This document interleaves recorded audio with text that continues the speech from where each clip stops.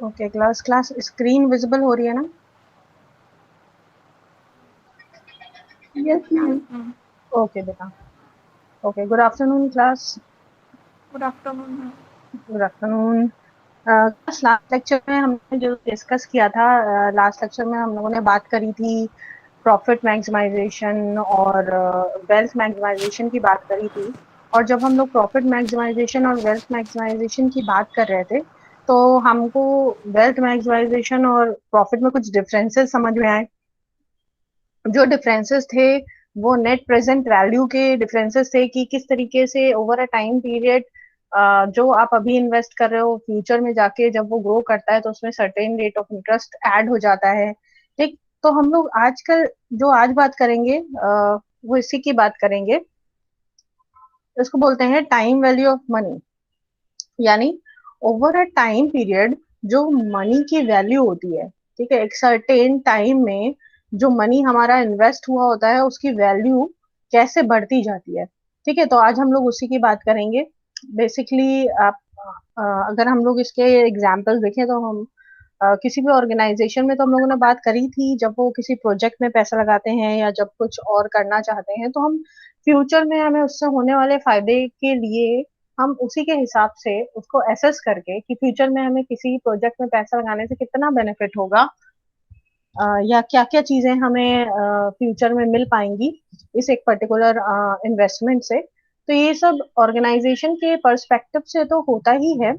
इसके साथ साथ हम बहुत सारी चीजें देखेंगे अपने आसपास, जैसे बैंक्स में, या हम बैंक से लोन लेते हैं तो बैंकर्स भी ये एसोसिएट करते हैं, इस चीज को पूरी तरीके से एनालाइज करते हैं कि कितना अमाउंट वो लोन का हमें सैंक्शन करके दे रहे हैं, और वो उस दिए गए लोन अमाउंट से जो आप हम लोगों से इंटरेस्ट अर्न करते हैं, तो वो इंटरेस्ट कितना होना चाहिए कि उनको जितने साल के लिए हमने लोन लिया है उनको वो अमाउंट जो उन्होंने हमें दिया है उससे भी उन्हें बेनिफिट हो रहा है, और जो ईएमआई चल रही है, इंटरेस्ट भी चल रहा है, वो उनके लिए उतना पैसा वर्दी होना चाहिए। तो बैंकर्स भी इस टाइम वैल्यू ऑफ मनी की बातों को अच्छी तरीके एनालिसिस करते हैं।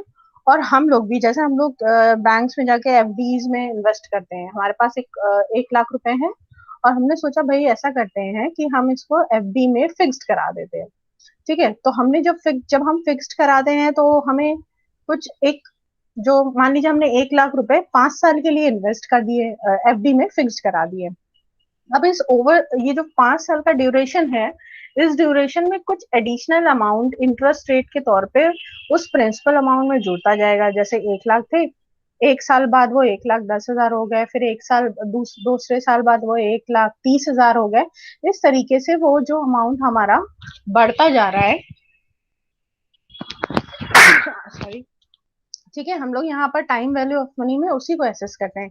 क्योंकि ये जानना हमारे लिए बहुत जरूरी होता है कि अगर हम अभी कोई भी पैसा अपना ब्लॉक करते हैं, कहीं पे इन्वेस्ट करते हैं, तो हमें उस पैसे को हम कहीं और इन्वेस्ट करते हैं तो हमें ज्यादा फायदा होता है, कि अगर हम यहाँ इन्वेस्ट कर रहे हैं तो हमें ज्यादा फायदा हो रहा है। ठीक है, तो ये सारे बिजनेस पर्सपेक्टिव से ये सब जानने के लिए हमें टाइम वैल्यू ऑफ मनी पढ़ना पड़ता है, कि ओवर अ टाइम पीरियड हमारे इन्वेस्ट किए गए मनी की कितनी वैल्यू हो रही है, और हम ये भी जान सकें कि मान लीजिए हमारे सामने 4 प्रोजेक्ट है। ठीक है, जैसे हम एक इन्वेस्टर है और हमको एक 4 प्रोजेक्ट दिए गए और हमसे बोला बोला गया गया कि ये 4 कंपनियां हैं, ABCD। अब आप इनमें अमाउंट लगा सकते हैं। ठीक है, तो हमारे पास अमाउंट जो है वो है 2 लाख रुपीज। अब हम ये 2 लाख अगर ए में लगाते हैं तो हमें कितना रिफंड आता है, बी में लगाते हैं तो कितना रिफंड आता है। सबके अपने रेट ऑफ इंटरेस्ट अलग अलग है। तो हमें असेसमेंट करना पड़ता है कि हमने जो ये 2 लाख लगाए हैं, ए बोल रहा है कि आपको 2 साल बाद हम 2 लाख 40 हजार देंगे। बी बोल रहा है कि हम आपको 3 लाख रुपए देंगे लेकिन 10 साल बाद देंगे। तो अब ये जो दो ऑप्शन है, इन दो ऑप्शन में हम असेसमेंट भी करते हैं ना कि कौन सा हमारे लिए बेनिफिशियल ज्यादा है। भाई वो दिख रहा है 10 साल, 10 साल बाद वो हमें 3 लाख वापस कर रहा है, ये हमें 2 साल बाद इतने वापस कर रहा है, तो हमारा पैसा इतने दिन तक ब्लॉक रहेगा।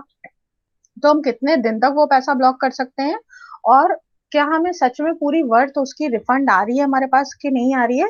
तो ये सब जानने के लिए हम टाइम वैल्यू ऑफ मनी को यूज करते हैं। अब हम लोग बात करते हैं इनके पीछे के डेफिनेशंस और इनके रीजंस की बात करते हैं। The money you have in hand at the moment is worth more than the same amount you may get in future. Simple सी बात है, अगर हमारे पास 100 रुपीज अभी है तो हम उसको यूज कर सकते हैं, उसको कहीं पे इन्वेस्ट कर सकते हैं, उससे कुछ ना कुछ अर्न कर सकते हैं। लेकिन अगर वही 100 रुपीज हमें 1 साल बाद मिलेगा, तो ये जो 1 साल का ड्यूरेशन है, इसमें क्या हुआ, जो अपॉर्चुनिटी हमें मिल सकती थी वो हमारी अपॉर्चुनिटी लॉस हो गई। ठीक है, तो ये हमारे लिए बेनिफिशियल नहीं है, वो अपॉर्चुनिटी हमारी लॉस नहीं होनी चाहिए। इसलिए जो अभी हमें मिल रहा है वो हमारे लिए ज्यादा फायदे वाली चीज है, अभी जितना भी मिल रहा है। ठीक है, फिर सेकंड पॉइंट कहता है the value of money is also related to the concept of inflation and purchasing power. Time value of money, जो रिलेशन है टाइम मनी, वो है कॉन्सेप्ट ऑफ इन्फ्लेशन से। अब इन्फ्लेशन क्या होता है? जैसे सिंपल सी बात है कि जब हम छोटे थे और कुछ साल पहले की बात आप देखिए, तो आप वही सामान जब खरीदने जाते थे, मान लो हम लोग सबसे ज्यादा कैंटीन में क्या समोसे खाते हैं, तो हम लोग बात कर सकते हैं जब हम लोग छोटे थे, हम लोग 5 साल पहले की बात करते हैं। ठीक है, 5 साल पहले तक हम जब खरीदने जाता था एक समोसा, तो हमको वो कितने का मिलता था, और जब अभी हम खरीदने जाते हैं, ठीक है, तो कितने का मिलता है। तो ये जो डिफरेंस हो गया ना, ये जो इतने ड्यूरेशन में 5 सालों में ये जो महंगाई बढ़ गई, छोटी छोटी चीजों पे भी ये जो महंगाई बढ़ गई, या हम इसको इस तरह से कह सकते हैं कि रुपए की वैल्यू घट गई, एक ही बात है। यानी महंगाई बढ़ती जा रही है और जो रुपीस की वैल्यू है वो घटती जा रही है धीरे धीरे, तो फ्यूचर में और घट जाएगी। तब जब फ्यूचर में अभी हमारे पास 10,000 है और फ्यूचर में उस 10,000 की वैल्यू और घट जाएगी, तो अगर हम जितनी जल्दी उस 10,000 को इन्वेस्ट कर देते हैं किसी ऐसी शेयर्स में, डिबेंचर्स में, या किसी ऐसी जगह फिक्स करा देते हैं जिससे हमें उसका फायदा मिलने लगे, ठीक है, तो ये हमारे लिए ज्यादा बेनिफिशियल है। और जितने भी फाइनेंशियल इंस्टीट्यूशंस होते हैं वो इसी बेस पे काम करते हैं, क्योंकि फाइनेंशियल इंस्टीट्यूशंस हमारे पैसे को दूसरों को लोन देने में या इन्वेस्ट करने में, अलग अलग चीजों में यूज कर लेते हैं। क्योंकि सबको पता होता है कि अभी जो मनी का वर्थ है वो ज्यादा है, तो जितनी ज्यादा है हम उसकी उतने ज्यादा बेनिफिट्स उससे अर्न कर सकते हैं। ठीक है, तो यहाँ पर हम इन्हीं सब की बात करेंगे। इन्फ्लेशन के खैर, जो ये इन्फ्लेशन होता है जिसको हम बोलते हैं महंगाई, जो रेट बढ़ते जाते हैं चीजों के, इनके सिर्फ यही नहीं, इनके बहुत सारे और रीजंस होते हैं। मार्केट में क्या होता है कि धीरे धीरे प्रोडक्ट की सप्लाई बढ़ने लगती है तो भी परचेजिंग पावर घटने लगती है। बहुत सारे और भी रीजंस रहते हैं जब इकोनॉमिक्स हम लोग पढ़ते हैं। अभी इन्फ्लेशन को इतना ही समझ सकते हैं कि time value of money related है कॉन्सेप्ट ऑफ इन्फ्लेशन और परचेजिंग पावर से। फिर हम लोग बात करते हैं यहाँ पे डेफिनेशन की। तो time value of money is defined as the value derived from the use of money। ठीक है, the value derive from the use of money over time as a result of investment और री investment. ठीक है, यानी हमारे पास जो पैसा है हम उसको इन्वेस्ट या री इन्वेस्ट करते हैं, जो भी, अगर पहली बार कर रहे हैं तो इन्वेस्टमेंट, और दोबारा बार बार कर रहे हैं तो री इन्वेस्टमेंट। तो जब हम अपने पैसे को कहीं इन्वेस्ट करते हैं और उस ड्यूरेशन, जो भी टाइम पीरियड हमने 1 साल के लिए इन्वेस्ट किया, 2 साल के लिए, ये जो ड्यूरेशन है, इस ड्यूरेशन में हम उस पैसे के एडिशनल भी कुछ पैसा अर्न कर रहे होते हैं, यानी हमें एक्स्ट्रा भी कुछ मिल रहा होता है। इसी को बोलते हैं टाइम वैल्यू ऑफ मनी। और बात कर लेते हैं, time value of money is the premise that an investor prefers to receive a payment of a fixed amount of money today rather than an equal amount in the future। ठीक है, यहाँ पर बात बोली जा रही है कि सेम अमाउंट अगर हमें फ्यूचर में मिलता है और अभी मिलता है, तो कौन सा हमारे लिए ज्यादा बेनिफिशियल है? जो अभी मिल रहा है, क्योंकि अभी हमें मिल जाता है। अगर जैसे फॉर एग्जाम्पल आपके आपके पेरेंट्स आपको कहते हैं कि भाई हम तुम्हें पॉकेट मनी दे रहे हैं अभी, और या तुम अभी हमसे ले लो या हमसे 1 साल बाद ले लेना। ठीक है, तो हम क्या करते हैं, नहीं नहीं अभी दे दो, अभी दे दोगे तो हम कहीं ना कुछ इन्वेस्ट कर देंगे या कोई भी इन्वेस्टमेंट कर लेंगे। ठीक है, फ्यूचर में दोगे तो वो जो बीच का गैप है ना इन्वेस्टमेंट, क्योंकि अभी हमें मिला पैसा, मान लीजिए आपके पेरेंट्स ने बोला हम अभी आपको दे रहे हैं 1 लाख रुपए, आप जो भी करना उसका। ठीक है, तो आप क्या करोगे, आपने 1 लाख रुपए लिए और आपने उसे कहीं इन्वेस्ट कर दिया, आपने उसको फिक्स करा दिया, तो आपको उससे अर्निंग होना शुरू हो गई, आपका इंटरेस्ट उसमें ऐड ऑन होने लगा।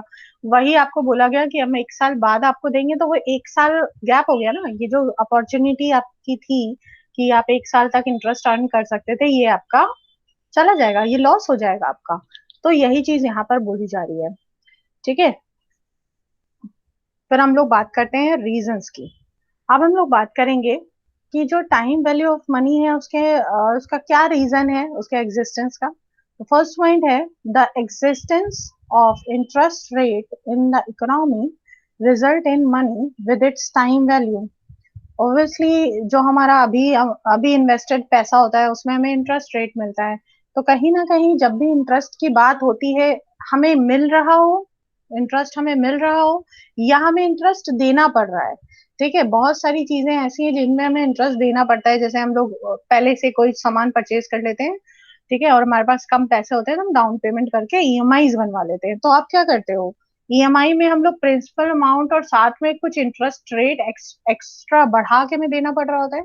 सेम इसी तरह अगर हम लोन ले लेते हैं बैंक से, तब भी यही हो रहा होता है, कुछ हम अपना प्रिंसिपल अमाउंट और साथ में हम क्या करते हैं, इंटरेस्ट भी अपना देते जा रहे हैं। तभी बोलते हैं ना कि भाई 5 साल में आपका ये लोन चुक जाएगा, तो आप कुछ ना कुछ देते जा रहे हो। ठीक, तो जहां पर भी इंटरेस्ट रेट होता है, हर वो जगह पे एग्जिस्ट करता है टाइम वैल्यू ऑफ मनी। और जब भी ये बैंकर्स होते हैं ना, आप कोई भी लोन अगर चेक करो, किसी को भी लोन अमाउंट चेक करना, अगर किसी ने लोन लिया हो तो उसका उनका लोन अमाउंट कभी चेक करना, तो आप पाओगे कि मान लो 5 साल का लोन उन्होंने लिया है, कार ही लोन लेते हैं, चलो हम लोग कार लोन की बात करते हैं। मान लो किसी ने कार लोन लिया है और वो लिया है 5 साल का, 5 साल का है, 10 लाख का लोन लिया उन्होंने। तो आप देखना कि स्टार्टिंग के 3 4 साल में आप देखोगे, 3.5 4 साल में ही देखोगे कि वो लगभग आपसे पूरा जो उनकी वर्थ होती है ना, उस वर्थ का पूरा अमाउंट वो ले चुके होते हैं आपसे। तभी वो कई बार आपको ऑफर देते हैं कि आपके पास अगर पूरा पैसा हो तो आखिरी का 1 साल में आप पूरा पेमेंट कर सकते हो। स्टार्टिंग में नहीं बोलते हैं, स्टार्टिंग में इसलिए नहीं बोलते हैं क्योंकि इंटरेस्ट रेट में जो आप एक्स्ट्रा मनी दे रहे होते हो फिर वो घट जाएगी। इसलिए वो जब आपसे पूरा इंटरेस्ट रेट क्लियर कर चुके होते हैं, किसी का भी लोन चेक करना तो आप पाओगे कि एंड में इंटरेस्ट घट जाता है और प्रिंसिपल अमाउंट ही रह जाता है आपका। ठीक, तो ये होता है। तो इसलिए जहां जहां भी इंटरेस्ट रेट आप देखोगे, हर उस जगह टाइम वैल्यू ऑफ मनी को मेजर किया जा रहा होता है। फिर आते हैं सेकेंड पॉइंट पे। Second point is sacrificing present ownership requires possibility of having more future ownership.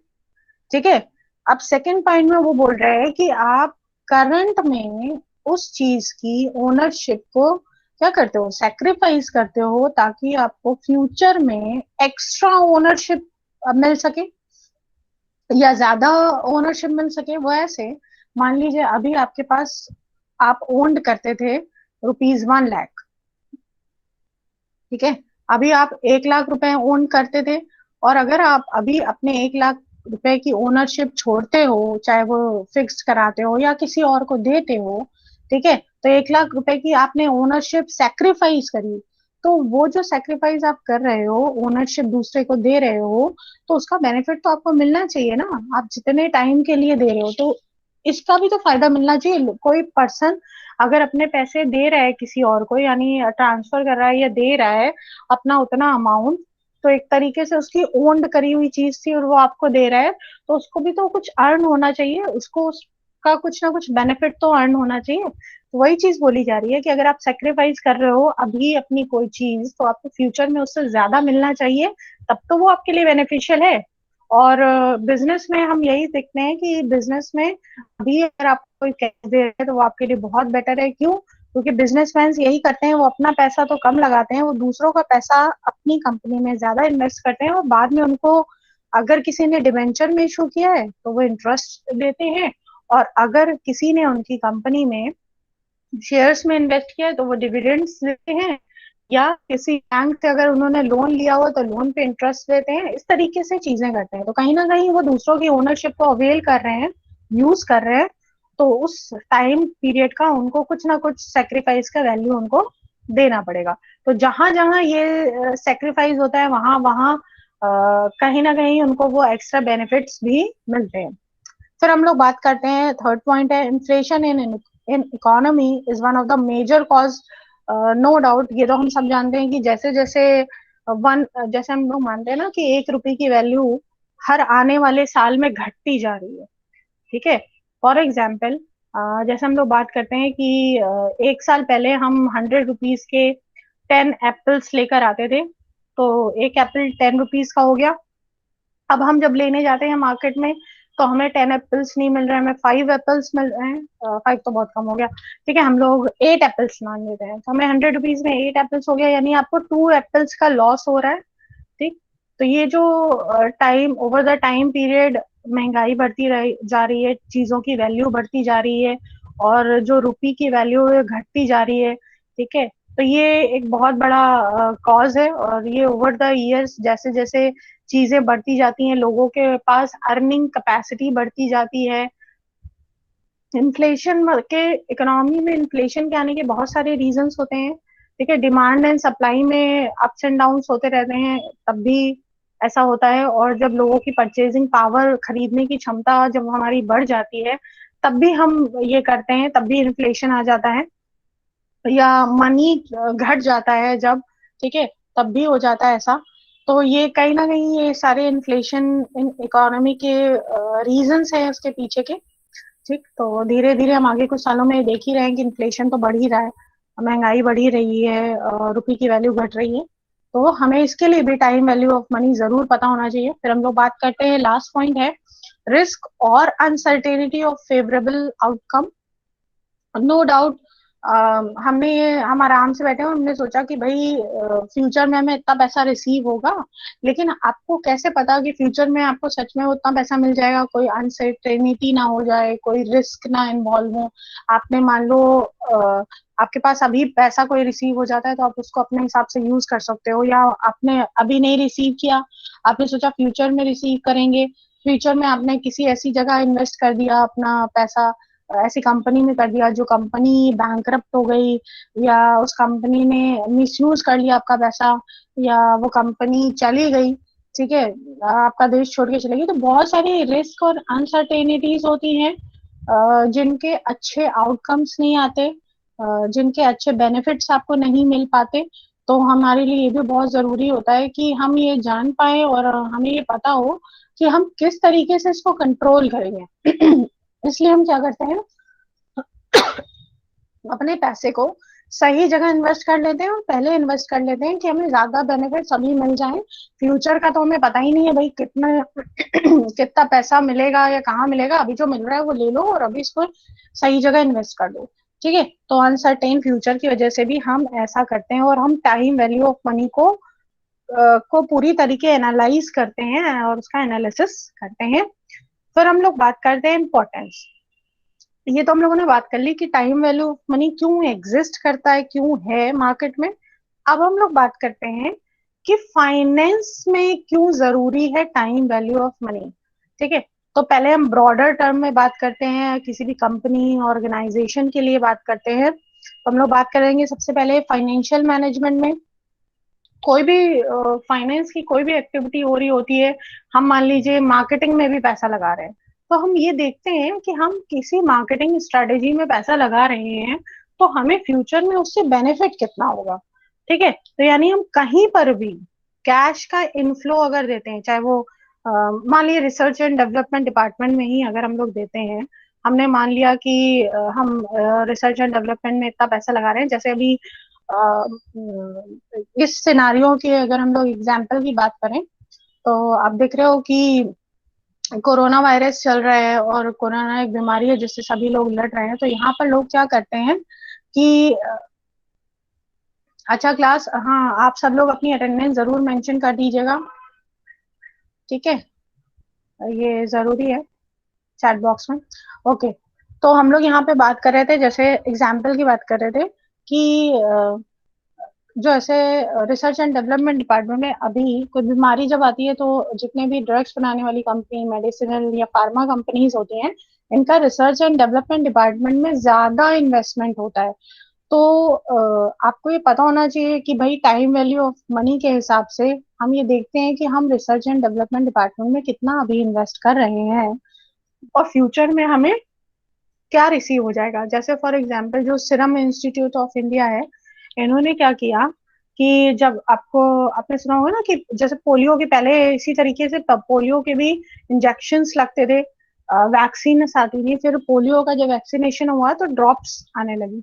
तो ये ड्रॉप्स के रिसर्च एंड डेवलपमेंट के लिए सीरम इंस्टीट्यूट ऑफ इंडिया ने एक अपना रिसर्च एंड डेवलपमेंट स्टार्ट किया और वो सक्सेसफुल रहा। और जो जो ओरल पोलियो ड्रॉप्स होती हैं उनकी कंपनी ने एक तरीके से बनाना उसका शुरू किया, उनका स्लॉट्स उनको मिले, गवर्नमेंट से ऑर्डर मिले। तो अपने आप ऑब्वियसली ये इनके लिए बहुत बड़ी बेनिफिट की बात थी। तो वो उन्होंने सोच समझ के किया कि अगर हम इसमें इन्वेस्ट करेंगे और पोलियो का खात्मा करना है इंडिया से, सेम उसी तरह अभी भी जैसे चल रहा है ना कि सीरम इंस्टीट्यूट और भी बहुत, फाइजर है, बाहर की कंपनी, बहुत सारी और कंपनीज हैं जो अभी कोविड की बीमारी को दूर करने के लिए इसकी मेडिसिन या वैक्सीन की रिसर्चेस कर रही हैं। तो उनको पता है कि अगर हम इतना अमाउंट अपने इस रिसर्च में लगाएंगे तो हमें इससे कितना बेनिफिट अर्न हो सकता है। तो फाइनेंस में हर बार जब हम अपना बिजनेस रन करते हैं तो हम ये बहुत ध्यान रखते हैं कि हम किस किस चीज में इन्वेस्ट करें जिससे हमें इसके मैक्सिमम आउटपुट मिल सके, मैक्सिमम बेनिफिट मिल सके। तो ये फाइनेंस में इसका ये एक एग्जांपल है। फिर हम लोग बात करते हैं कैपिटल बजटिंग। जब भी हम कैपिटल से रिलेटेड बजट बनाते हैं, यानी हम अपने पूंजी का बजट बनाते हैं, तो हम ये देखते हैं कि भाई हमने कैपिटल कहाँ से अर्न करी है। हमने शेयर्स दिए लोगों को, हमने डिबेंचर्स इशू कर दिए हैं, हमने लोन्स लिए हुए हैं, हमने अपना ये कैपिटल कैसे खड़ा किया, कैपिटल कैसे बनाया है। क्योंकि बजट में हम यही देखते हैं ना कहाँ से पैसा आ रहा है हमारे पास और कहाँ कहाँ हमें पैसा लगाना है। फिर हम देखेंगे कि ये पैसा हम इन्वेस्ट कहाँ कर रहे हैं। जैसे अगर हम लोग इसी मेडिसिन की रिसर्च की बात करते हैं तो हम देखेंगे रॉ मटेरियल आ रहा है, डॉक्टर्स हमें रिसर्चर्स बुलाने पड़ेंगे, ठीक है, एक उनको एनवायरनमेंट देना पड़ेगा, ये रिसर्च वर्क कितने दिनों तक चलेगा। ठीक, तो ये पूरी चीजें क्या है जहां हम एक्सपेंसेस अपने करेंगे। तो पूरी तरीके से इसके लिए बजट बनाया जाता है कि हमें कहाँ कहाँ से वो पैसा रिसीव होगा, कौन हमारे इन्वेस्टर्स हैं जो इस तरह के प्रोजेक्ट्स में इन्वेस्ट करना पसंद करेंगे इस तरह की रिसर्चेस में। क्योंकि जब मेडिसिन बन जाएगी तो ऑब्वियसली जो जो हमारे इन्वेस्टर है जिन्होंने हमारी कंपनी में पैसा लगाया उन्हें भी तो बेनिफिट होगा, क्योंकि हर कोई अभी इसी में लगा हुआ है मेडिसिन बनाने में कि उनको इससे फायदा हो। और अभी जैसे ही चल रहा है, अभी इतनी जल्दी तो जाने वाला नहीं है ठीक है कोविड। तो ऑब्वियसली काफी टाइम तक चलेगा, तो हमें इससे काफी सारी मेडिसिन दिखेंगी और हमें काफी सारा बेनिफिट होगा। ठीक, तो उसके अकॉर्डिंग हम बजट्स बनाते हैं। तो बजट चाहे ब्रॉडर वे के लिए हो चाहे स्मॉलर प्रोडक्शन के लिए हो, सभी के लिए हम बजट बनाते हैं। तो उसमें भी हम टाइम वैल्यू ऑफ मनी को कंसिडर करते हैं। फिर लास्ट आ जाता है फाइनेंशियल डिसीजंस। कोई भी फाइनेंशियल डिसीजंस हो जहां पर मनी का इन्वॉल्वमेंट हो रहा हो, हर उस जगह हम इम्पोर्टेंस देते हैं टाइम वैल्यू ऑफ मनी को। क्योंकि हम फाइनेंशियल डिसीजन में ये देखते हैं कि मान लीजिए हम एग्जांपल लेते हैं कि हमारे यहाँ कितने एम्प्लॉयज काम करते हैं, हम इनमें एक साल में कितना इन्वेस्टमेंट कर देते हैं, कितनी सैलरी दे देते हैं या और जितने भी बेनिफिट्स देते हैं, तो हम कितना खर्चा कर देते हैं अपने एम्प्लॉयज पे, और वो एम्प्लॉयज हमें किस तरह का काम करके दे रहे हैं, क्या वो हमारे लिए बेनिफिशियल है। यानी हर एक छोटी से बड़ी एक्टिविटीज में जहां फाइनेंस इन्वॉल्व है, ठीक है, हर उस जगह हम देखते हैं time value of money. Present में हम इन्वेस्ट कर रहे हैं, फ्यूचर में हम इन्वेस्ट करेंगे, तो हमें कितना benefit over a time period होगा। और इस टाइम ड्यूरेशन में अगर हमें ज्यादा बेनिफिट्स हो रहे हैं अभी, तो हम अभी वो पैसे को इन्वेस्ट कर देंगे। अगर हमें नहीं हो रहे हैं तो हम दूसरी जगह तलाशेंगे इन्वेस्टमेंट के लिए। तो ये सारी चीजें पता है ब्रॉडर टर्म में हो गई। अगर हम इसको थोड़ा नैरो में देखें तो हम लोग अपने आसपास देखेंगे बहुत सारी एक्टिविटीज ऐसी हो रही है जिसमें हम पैसा इन्वेस्ट करते हैं, जैसे एफडीज हो गई या हम लोन लेते हैं और रिकरिंग डिपॉजिट करते हैं, इंश्योरेंस ले रहे हैं। इंश्योरेंस में भी इसी तरह टाइम वैल्यू ऑफ मनी देखा जाता है। और म्यूचुअल फंड्स में हम इन्वेस्ट करते हैं उसमें भी हम ये टाइम वैल्यू ऑफ मनी देते हैं कि प्रेजेंट में हमने कितना म्यूचुअल फंड में इन्वेस्ट कर दिया और हमें कितना रिसीव हो रहा है। तो ऐसा तो नहीं कि वो इक्वल इक्वल है और हमें कुछ बेनिफिट ही नहीं हो रहा है। तो ये नैरो टर्म में जो हम कुछ एक्टिविटीज हैं जो हमारे आसपास हम लोग करते रहते हैं, उसमें हम देखते हैं। इवन हम लोगों ने भी, आपने जब एडमिशन लिया होगा तो आपने कुछ ना कुछ सोचा होगा ना, इन्वेस्ट कितना कर रहे हैं, और इस इन्वेस्टमेंट से आपको जॉब मिलेगी तो कितने तक की जॉब मिलेगी। तो ये इन्वेस्टमेंट आपका वर्दी है कि नहीं है आपके कोर्स के लिए, या कोर्स के लिए जो भी, मान लीजिए ट्रेनिंग्स ही करते हैं हम लोग छोटी छोटी, तो ये ट्रेनिंग्स आगे आपको फ्यूचर में हेल्प करेंगी कि नहीं करेंगी। तो कहीं ना कहीं हम कुछ भी इन्वेस्ट अगर करते हैं तो फ्यूचर में उसके होने वाले बेनिफिट्स को जरूर ध्यान में रख के करते हैं। फिर नेक्स्ट स्लाइड में आते हैं, अब हम लोग आ जाते हैं यूजेस। ठीक, अब हम लोग करते हैं इस टाइम वैल्यू को यूज कहाँ कहाँ करते हैं। It is required for accounting accuracy, obviously. Accounting accuracy जैसे होता है ना कि हमने कोई प्रोडक्ट परचेज किया, उस पे जैसे डेप्रिसिएशन आपने पढ़ा होगा, तो डेप्रिसिएशन में भी हम ये देखते हैं ना कि ओवर अ टाइम पीरियड इस ये जो प्रोडक्ट है ये खत्म हो जाएगा। लेकिन आपने देखा होगा कि हम प्रोविजंस करते हैं। मान लो हमने एक मशीनरी खरीदी 2 लाख की, ठीक है, तो क्या होगा, 5 साल में उसकी स्क्रैप वैल्यू खत्म हो जाएगी, मतलब जीरो हो रही है। 5 साल में जो मशीन अभी हमने खरीदी है वो जीरो हो जाएगी। तो हमें इन 5 सालों के लिए हम क्या करते हैं, हमें पता चल गया 5 सालों तक ये खत्म हो जाएगी, तो हम 5 सालों तक कुछ पैसा जोड़ते हैं, इकट्ठा करते हैं, प्रोविजंस करते हैं, ताकि 5 साल बाद जब वो मशीनरी डंप हो जाए हमारी, तो हमारे पास इतना अमाउंट हो जिससे हम वो मशीन परचेज कर सके। ठीक है, तो इन तरह की एक्टिविटीज के लिए हमें टाइम वैल्यू ऑफ मनी की नीड होती है। फिर लोन हम जो लेते हैं, लोन में हम लोगों ने डिस्कस कर ही लिया है। लीज पेमेंट्स होते हैं, कोई चीज हम लीज पे लेते हैं, क्योंकि कई बार क्या होता है, लोग लोग सोचते हैं भाई लीज पे ले लो, 10 साल 15 साल 20 साल के लिए लीज पे ले लो, खरीदने में बेनिफिट नहीं है। क्योंकि खरीद अभी हम खरीद रहे हैं, मान लो 10 लाख की जमीन है, ठीक है, और वो हमें लीज से जो मिल रही है, ठीक है, लीज पे जब हमें मिलती है वही सेम चीज, वही जमीन मिल रही है, तो लीज पे हमें ऐसे मिल रही है कि वो बोल रहे हैं कि आपको हम 5 लाख की लीज बना रहे हैं और 10 साल के लिए। तो हम लोग कहेंगे भाई ये हमारे लिए बेनिफिशियल है, क्योंकि 10 लाख रुपए अगर हम सिर्फ जमीन जमीन में अभी लगा देंगे तो हमारा 10 लाख तो ब्लॉक हो गया। ठीक है, तो हमारे पास अभी इतना इन्वेस्टमेंट के लिए वैसा नहीं है। तो कोई भी लीज पेमेंट्स होते हैं, या हम कोई चीज अगर लीज पे लेते हैं, उसके लिए भी हमारे लिए ये बेनिफिशियल होता है।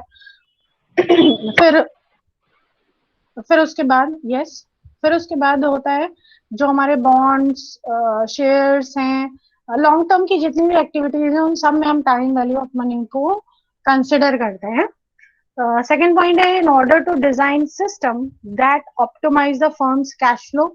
ऐसा कोई भी सिस्टम जिससे हम पर्टिकुलर कोई कैश इनफ्लो कर रहे हो किसी पर्टिकुलर प्रोजेक्ट में, वहां पर हम लोग बात करते हैं, मतलब उस सिस्टम डिजाइन जब हम बनाते हैं कि कितना पैसा हम इस प्रोजेक्ट में लगाएंगे, 5 साल में 10 साल में कितना पैसा हमारा लग रहा है, और हमें ये वापस कब तक मिलेगा।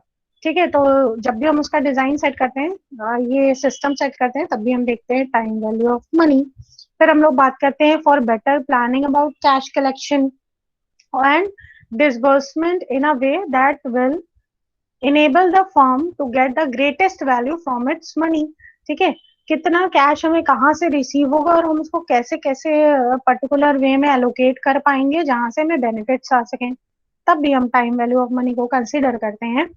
थर्ड पॉइंट है funding for new programmes, products, projects justified financially using time value of money. ठीक है, तो जैसा हम लोगों ने बात करी, अभी हम लोगों ने कोविड की बात करी ना कि रिसर्च में पैसा लगाया, तो ये सारे प्रोग्राम्स होते हैं, प्रोडक्ट्स पे लगाया, दवा बनाने में। ठीक है, तो इसमें भी जब हम फंडिंग करते हैं तो हम देखते हैं कि हमें कितना पैसा अभी रिसीव हो रहा है और इससे हमें क्या क्या बेनिफिट्स अर्न हो रहे हैं। तो इसमें भी हम ये देखते हैं, टाइम वैल्यू ऑफ मनी का यूज करते हैं। नेक्स्ट पॉइंट है investment in new equipments, in inventory, in production.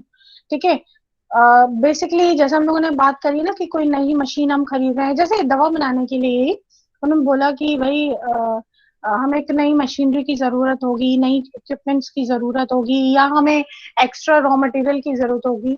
ठीक है, तब भी हम क्या करते हैं, अपने इन्वेस्टमेंट को देखते हैं कि भाई ये रॉ मटेरियल में कितना पैसा हमारा आएगा, और कितना हमें अर्न करना पड़ेगा और इसके लिए कहाँ कहाँ से, और ये इन्वेस्टमेंट से हमें कितने बेनिफिट्स होने वाले हैं फ्यूचर में। तब भी हम देखते हैं अलग अलग इक्विपमेंट्स खरीदना अभी जरूरी है तो अभी खरीद लो, नहीं है जरूरी तो कोई बात नहीं, बाद में खरीदेंगे। ठीक है, तो ये हम लोग इसका भी असेसमेंट करते हैं, तभी हम टाइम वैल्यू ऑफ मनी को कंसिडर करते हैं। देन नेक्स्ट स्लाइड में हम लोग बात करते हैं वेरिएबल्स के, यानी कौन कौन से कंपोनेंट्स हैं जो हमारे टाइम वैल्यू ऑफ मनी में हम कंसिडर करते हैं। तो पहली चीज होती है प्रेजेंट वैल्यू, यानी जितना अभी हम किसी प्रोजेक्ट में इन्वेस्ट कर रहे हैं उसको कहते हैं the value today is called present value, उसको पीवी से डिनोट करते हैं। सेकेंड है फ्यूचर में हमें जो उस प्रेजेंट वैल्यू के इनफ्लो से, ठीक है, जो हमें आउटफ्लो आ रहा है, जो हमें फ्यूचर में रिसीव हो रहा है, ठीक है, उसको हम बोलते हैं F V, which is future value. Third है number of time period between the present value of future value. Obviously हम अभी पैसा लगा रहे हैं, हमें फ्यूचर में रिसीव होगा, तो बीच में जो ये ड्यूरेशन है, जो ये टाइम पीरियड है, इसको एन नंबर ऑफ ईयर्स से डिनोट करते हैं। कई जगह एन भी देखेंगे, कई जगह स्मॉल टी भी रहता है, उसे टाइम कहते हैं।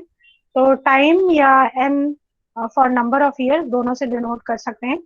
ठीक है, फिर नेक्स्ट है annual percentage interest rate labelled as are.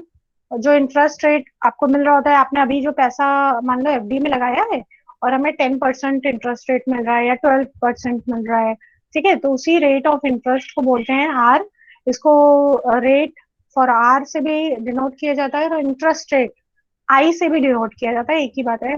Basically हम लोग यहाँ पर एक सर्टेन रेट ऑफ इंटरेस्ट जो कि फिक्स होते हैं उसकी बात करते हैं। फिर यहाँ पे number of compounding periods per year, जब हमारा पैसा जुड़ता जा रहा है, एक साल जुड़ा है फिर दूसरे साल जुड़ा है, उसको बोलते हैं नंबर ऑफ। जब कंपाउंडिंग पीरियड की बात करते हैं तो उसे एम से डिनोट करते हैं।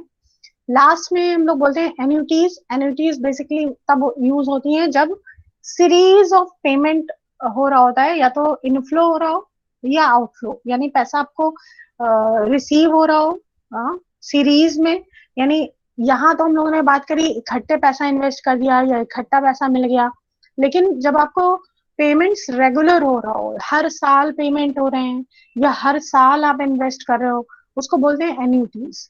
ठीक है, तो ये सब जगह नहीं होता है, जहां पर रेगुलर पेमेंट्स हो रहे होते हैं वहीं पे एन्युटी का फॉर्मूला लगता है और एन्युटीज यूज होते हैं। ठीक है, इसको डिनोट करते हैं पीएमटी।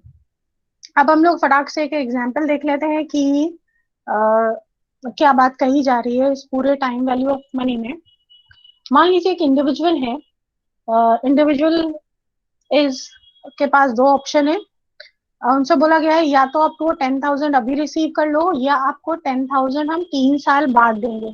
ठीक है, तो जो हमारे पास ए ऑप्शन है वो अभी का है, प्रेजेंट वैल्यू 10,000 आपको अभी मिल रही है, फ्यूचर में आपको 10,000 मिल रहा है, उनको बोला गया। और जो पर्सन थे उन्होंने कहा भाई अगर ऐसी बात है तो हम कौन सा लेंगे, ऑप्शन ए लेंगे। क्यों?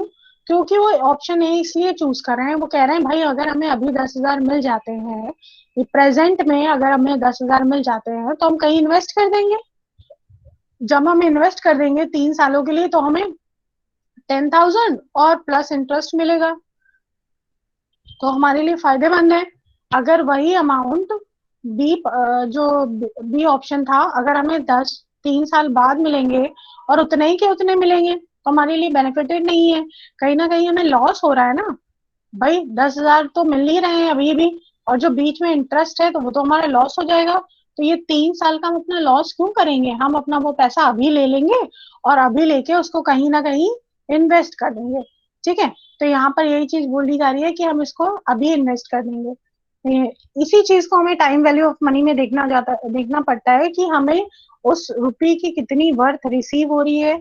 अगर हमें एक्स्ट्रा रिसीव हो रही होगी तब तो हमारे लिए बेनिफिशियल है इन्वेस्ट करना, अगर हमें एक्स्ट्रा नहीं रिसीव हो रही है तो हमारे लिए कोई बेनिफिट नहीं है उसको फर्दर आगे रिसीव करने में। हम अभी रिसीव करेंगे और कहीं ना कहीं अपना अच्छी जगह इन्वेस्ट कर देंगे। ठीक है क्लास, ये हम लोगों ने डिस्कशन किया है over time value of money. आगे हम लोग इसी की टेक्निक्स की बात करेंगे कि कैसे हम टाइम वैल्यू ऑफ मनी को निकालते हैं। ठीक है, तो इनकी दो टेक्निक्स हैं, कंपाउंडिंग और डिस्काउंटिंग।